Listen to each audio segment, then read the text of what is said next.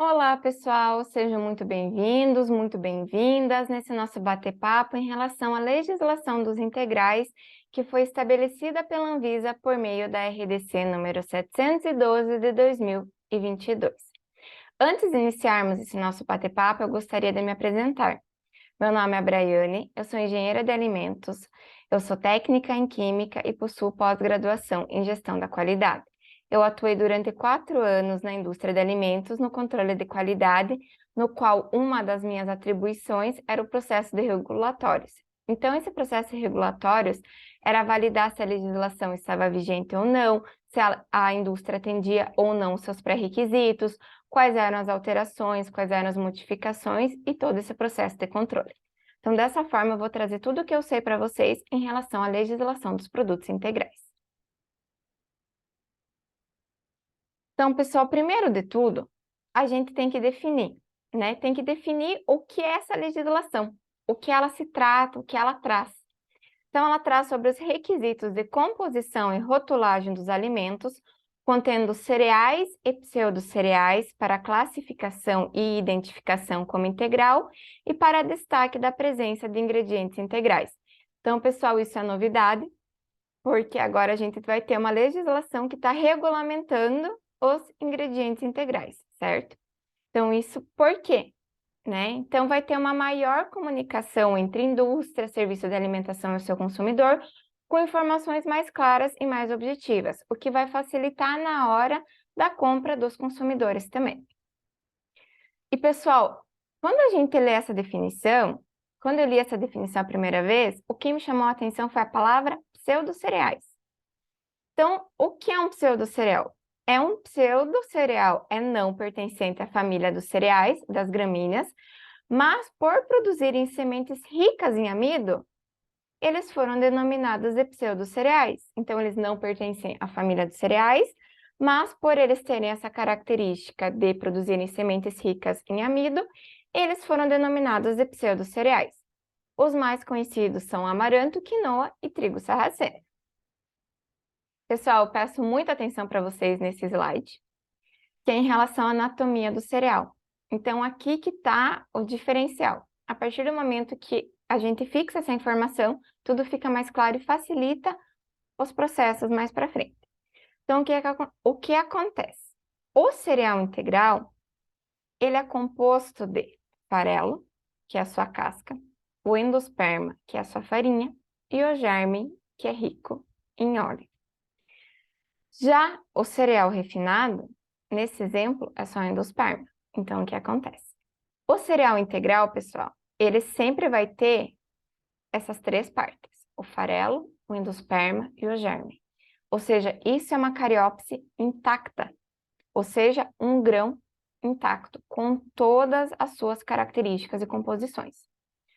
Já um cereal refinado, ele é assim considerado a partir do momento que um desses componentes ele não está mais presente. Então, pode ser que tenham 2 componentes ou somente um. Então, a partir do momento que eu não tenho os 3 componentes na anatomia do meu cereal, ele já é considerado refinado. Então, ele vai ser integral somente quando tiver o farelo, o endosperma e o germe. Então, pessoal, a Anvisa, ela estabeleceu a seguinte definição: ingredientes integrais, cujos componentes endosperma, farelo e germe estão presentes na proporção típica que ocorre na cariópse intacta, ou seja, na cariópse intacta que tem todos os seus componentes sem ter perdido nenhum deles, certo? Já o ingrediente refinado que pelo menos um dos seus componentes não está na proporção típica que ocorre nessa cariópse intacta. Então, se não tem um deles, já é considerado refinado. Então, pessoal, aqui a gente tem alguns exemplos de alguns cereais, né? E pseudocereais. Então, ingredientes integrais: cariópses intactas de alpiste, amaranto, arroz selvagem, aveia, centeio, entre outros itens, certo? Para a produção de alimentos. Então, cariópses intactas desses cereais e pseudocereais. Os ingredientes refinados, a partir do momento que eu não tenho um desses componentes desses cereais presentes. Pessoal, esse é outro slide que eu peço muita atenção. Porque o que acontece? Quando o meu produto vai ser considerado integral? Vai ser considerado integral quando contiver, no mínimo, 30% de ingredientes integrais e a quantidade dos ingredientes integrais for superior à quantidade dos ingredientes refinados. Então, pessoal, nesse requisito não é um ou outro, é um mais o outro. Então, eu tenho que ter esses dois requisitos para que o produto venha a ser considerado integral. Pessoal, em relação à farinha de trigo integral reconstituída, o que acontece? Uma vez eu dei um treinamento para um vendedor que atende a região do Norte e do Nordeste. Então, eu estava, mostrei as cariópsis intactas e comentei a diferença do que é a definição do ingrediente integral do ingrediente refinado. E o que ele me falou? Bray, não tem para comprar farinha de trigo integral que não seja reconstituída nos mercados. Mas o que acontece, pessoal? Os moinhos de trigo, eles vão ter que fornecer a informação para os seus clientes, para os seus compradores, das porcentagens dos seus componentes. Então, eu vou ter que ter a informação se a farinha de trigo que eu estou comprando, essa farinha de trigo reconstituída, realmente ela é integral. Então, ela vai ter alguns pré-requisitos para que possa ser considerada integral e possa ser atendida. Porque o que acontece? Eu vou processar, por exemplo, uma farinha de trigo considerada farinha de trigo integral. Então, o moinho de trigo, ele recebeu uma carga de trigo do lote XYZ. Então, eu vou processar essa carga inteira do XYZ e eu vou produzir a minha farinha de trigo integral.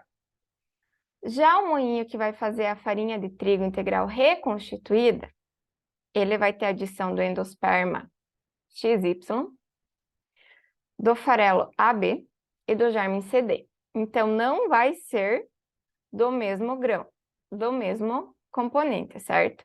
Então, vão ser outros ingredientes de outras origens, outros lotes, adicionados juntos para produzir a farinha de trigo integral reconstituída. Então, ele vai comprar, por exemplo, o endosperma de um fornecedor, o farelo do outro e o germe do outro. Ele vai adicionar tudo isso junto, na proporção que tem que ser para ser considerada farinha de trigo integral, e vai vender. Então, pessoal, segundo a Anvisa, para ser considerada farinha reconstituída, a determinação do percentual de ingredientes integrais em um produto poderão ser considerados como ingredientes integrais a mistura da farinha refinada, farelo e germe, desde que estes ingredientes sejam adicionados ao alimento em quantidades que garantem que os componentes anatômicos, o endosperma, farelo e germe, estejam presentes na proporção típica que ocorre na cariópse intacta e declarados na lista de ingredientes como farinha integral reconstituída, seguida do nome comum da espécie vegetal utilizada. Por exemplo, farinha integral reconstituída de trigo, farinha integral reconstituída de cevada. Então, eu vou ter que denominar isso tanto na minha lista de ingredientes quanto no meu painel principal de venda do produto. Mas tá, qual que é a proporção típica, pessoal, que tem numa cariópse intacta dentro do esperma, de farelo e de germe para que possa produzir essa farinha de trigo integral reconstituída? Então, segundo a Embrapa, 1 grão de trigo ele possui 83% de endosperma, 14% de farelo e 3% de germe. Então, por exemplo, eu vou produzir uma farinha de trigo integral. 100 kg de farinha de trigo integral. Eu vou colocar 83 kg de endosperma, vou colocar 14 kg de farelo e 3 kg de germe para produzir os 100 kg da farinha de trigo integral. Então, essas porcentagens, elas vão estar conforme a proporção típica da cariópse intacta. Então, vai ser considerada uma farinha reconstituída. Pessoal, eu trouxe 2 exemplos aqui de como é feito o cálculo. Então, de como que calcula a porcentagem de integral nos produtos. Então, segundo a Anvisa, é a entrada dividido pela saída vezes 100, que dá a porcentagem de cereais integrais. Você deve estar se perguntando, pera lá, Bray, o que é entrada? A entrada é a quantidade total daquele ingrediente que você vai adicionar na receita, dividido pela saída, ou seja, após o processo de fabricação. Então, por exemplo, num pão, seria após o seu processo de assamento, após a sua quebra, após descontar a perda e a quebra desses produtos, certo? Então, aqui a gente tem uma receita, pessoal, que é a farinha de trigo integral, aveia integral, açúcar e óleo de soja. Então, a farinha de trigo integral e a aveia integral, elas vão entrar como ingredientes integrais. Os demais não entram na conta porque eles não seguem os requisitos do que é um cereal integral. Então, aqui o exemplo, pessoal, 285,5 dividido por 700,74 resultou em 40,742 para a farinha de trigo integral. Para a aveia integral, 135 dividido por 700,74 vezes 100%. Resultou em 19,265. Então, efetuando a soma desses valores, dessas porcentagens, eu tive um total de 60,007%. Então, pessoal, a denominação de venda, considerando os arredondamentos, é somente uma casa decimal após a vírgula. Nesse nosso exemplo, duas casas decimais após a vírgula já são zero, ou seja, eu vou denominar ele da venda 60% cereais integrais. Então, esse produto, se ele viesse a ser comercializado, seria um pão integral 60%, ou pão com 60% de cereais integrais. Então, ele seria denominado assim para venda, e na lista de ingredientes também estaria 60% cereais integrais.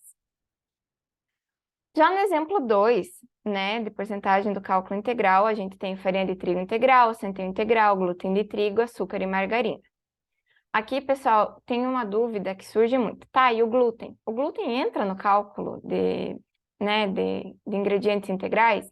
Não, pessoal, o glúten, ele é um ingrediente refinado, porque o que acontece? Não tem a cariopse intacta, então ele não tem o endosperma, o germe e o farelo, como eu comentei com vocês. Então, ele não entra na conta. Então, aqui nesse exemplo, a farinha de trigo integral é 327,8 dividido pelo 757,768, que resultou em 43,259% de cereais integrais. O centeio integral foi adicionado 155,3 quilos na receita, dividido por 757,768 vezes 100, 20,494%. Somando os dois, eu tive um total de 63,753. Partindo para o processo dos arredondamentos, pessoal, a segunda casa decimal após a vírgula é 5. Então, a primeira casa decimal, ela vai ter o acréscimo do número, ou seja, esse produto ele vai ser denominado para venda como 63,8% de cereais integrais. Nos dois exemplos, pessoal, é importante salientar. O produto, ele pode ser considerado integral? Sim, porque o que acontece? Ele tem 30% de cereais integrais e a quantidade dos cereais integrais é superior à quantidade dos cereais refinados. Então, eu atendi os pré-requisitos. Então, a denominação de venda do produto, pessoal. Então, o artigo 5 da RDC, ele estabelece que a presença de ingredientes integrais pode ser destacada na rotulagem dos alimentos contendo cereais, desde que a porcentagem desses ingredientes no produto, tal como exposto à venda, seja declarada próxima ao destaque com caracteres da mesma fonte, cor, contraste e, no mínimo, mesmo tamanho do destaque. Então, pessoal, os produtos que a gente encontra hoje em dia em padarias e mercados, se a gente for prestar muita atenção neles, o 100% integral é o que é o maior exemplo, né, que tem nos mercados hoje em dia. Então, ele tem ele é super destacado, outra cor, outra fonte, outra letra, outro destaque. Então, isso não vai mais poder acontecer. Então, a partir de agora, a porcentagem dos cereais integrais é a mesma fonte, mesma cor e o mesmo tamanho do destaque. Eu trouxe aqui alguns exemplos de ingredientes integrais, pessoal, que é utilizado corriqueiramente em serviços de alimentação e indústrias de alimentos. Que é a aveia em flocos, quinoa, pain solcetária, depende da região que você está, ela tem uma denominação, né, é chamada de um jeito ou do outro. Triticale, farinha de centeio integral e também tem a farinha de cevada integral.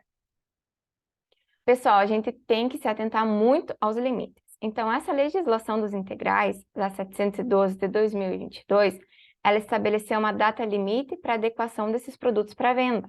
A data limite é agora, dia 22 de abril de 2023, ou seja, são menos de 30 dias para adequar os produtos. Então, sempre se atentar, pessoal, em relação se ele vai ser integral ou não e se ele atende a todos os pré-requisitos. E também de qual a diferença de um cereal integral, de um refinado e por que é e o que não é. E a data limite, pessoal, para a massa alimentícia é diferente da para pão e biscoito. Então, a massa alimentícia ela tem um prazo um pouco maior, que então é dia 22/4 de 2024.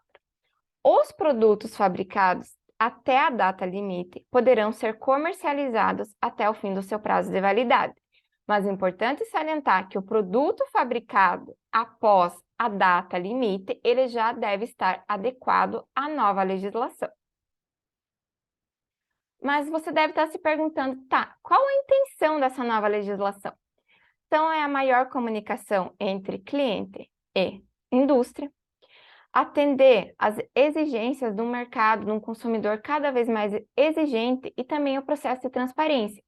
Então, o consumidor, na hora de escolher o pão, biscoito, ele vai poder saber a porcentagem de integrais que tem no produto. Então, a gente já tinha isso nos chocolates. Que o chocolate a gente poderia comprar com 50% de cacau, 70% de cacau, 80% de cacau. Então, já tinha essa escolha, né? Então, essa opção. E a partir de agora, a gente vai ter isso nos produtos integrais. Então, a gente vai saber que um produto, às vezes, é mais integral que o outro.